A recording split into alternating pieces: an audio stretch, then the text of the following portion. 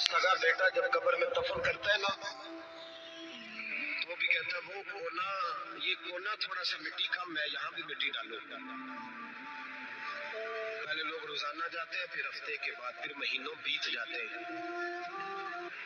कुछ कब्रें ऐसी भी हैं जिन पे खड़े हो तो लगता है कब्रें रो रही हैं और कहती हैं जाओ मेरे घर वालों से जाके कहो कोई डेरा ही लगा जाए। एक दफा आए तो सही, मट्टी नहीं डालता। बादशाहों की कब्रें रोती हैं, सरमायादारों की कब्रें रोती हैं, कोई जाता नहीं।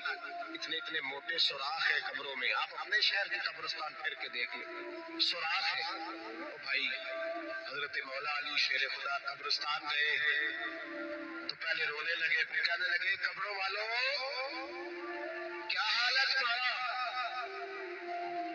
फरमाते मुर्दा मुझे अंदर से बोल के कहने लगा अली कफन फट गया, हड्डियां टूट गई, माल तो दे आए थे वारसों को पर हिसाब हमें देना पड़ रहा है, तू बता पीछे क्या हालात है? तो हजरत अली कहने लगे तुम्हारी बीवियों ने और निकाह कर लिए, तुम्हारे दोस्तों ने नए दोस्त बना लिए, तुम्हारी औलादों ने तुम्हारे बगैर जीना सीख लिया, तुम्हारी जायदादें